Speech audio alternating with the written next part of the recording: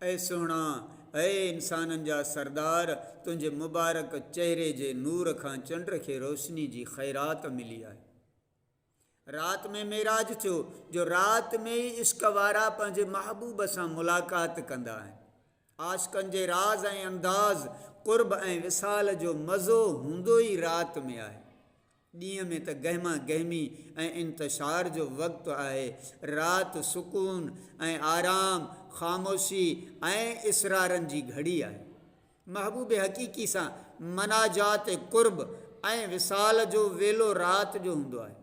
क़ुरान नाज़िल थियो राति में। हज़रत मूसा कलीमुल्लाह सां रब करीम रातिनि जो वाइदो कयो आहे।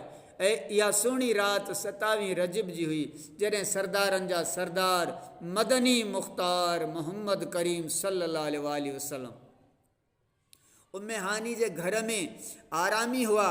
ॿी रिवायत में आहे त पाण हतीम काबा में आराम फरमा हुआ त जिब्राइल अमीन मलाइकनि जी जमीयत सां सुहिणे हबीब करीम जी बारगाह में हाज़िर थियो। अॼु अरशन ते हबीबे ख़ुदा संभरण वारी कयो, संभरण वारी कयो, सुहिणा तयारी कयो अॼु अरशन ते।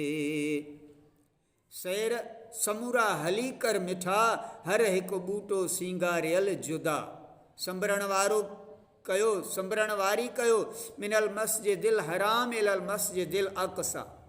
मस्जिद हराम खां मस्जिद अक़सा ताईं। मस्जिद हराम जेका मके में मौजूदु आहे, जेका अवल हज़रत आदम अलैहिस्सलाम हथनि सां ठाही, पोइ ज़माने गुज़रण बाद हज़रत इब्राहिम ख़लीलुल्लाह ओसारी कई त हज़रत इस्माइल ज़बीउल्लाह मज़दूरी पई कई। इहा मुतबरक मस्जिद जंहिंमें हिकु नमाज़ अदा करणु लख नमाज़ुनि जे बराबरि आहे। उन पाक मस्जिद खां सफ़र शुरू थियो त मस्जिद अक़सा ताईं विया, जेका मस्जिद नबियनि जो क़िबलो रही आहे, जंहिंमें हिकु नमाज़ अदा करणु 25,000 नमाज़ुनि जे बराबरि आहे। रब पाक उन मस्जिद जी वाखाण कंदे फ़रमायो, अल्लज़ी बारकना हौलहू, जंहिंजे इर्द गिर्द खे असां बरकतुनि वारो बनायो। इहे बरकतूं छा आहिनि? हिते अल्लाह जे नबियनि जूं मज़ारूं आहिनि, अनवार ऐं आसार आहिनि, ज़ाहिरी तरह आबादियूं, चश्मा, सब्ज़ा ज़ारी आहे। इहो सैर छो करायो वियो? लिनुरियहु मिन आयातिना, तां त असां पंहिंजे बाने खे के निशानियूं ॾेखारी। इन्हनि अल्फाज़नि में सफ़र जे ॿिए मरहले मेराज जो ज़िक्र आहे। इन सफ़र में असांजे आका बेशुमार निशान में आसार अल्लाह जे कुदरत जा मुशाहिदा कया।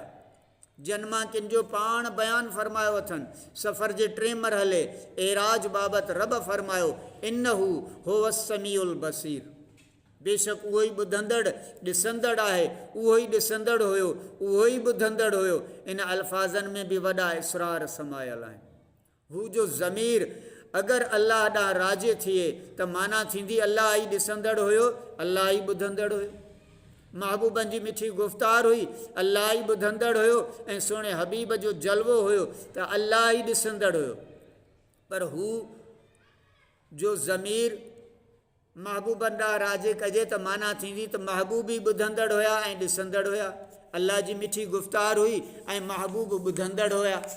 अल्लाह जी ज़ात जो जलवो हुयो त महबूब ई दीदार करण वारा हुया। इन्नहू हुव समीउल बसीर, बेशक उहो ई ॿुधंदड़ ॾिसंदड़ आहे।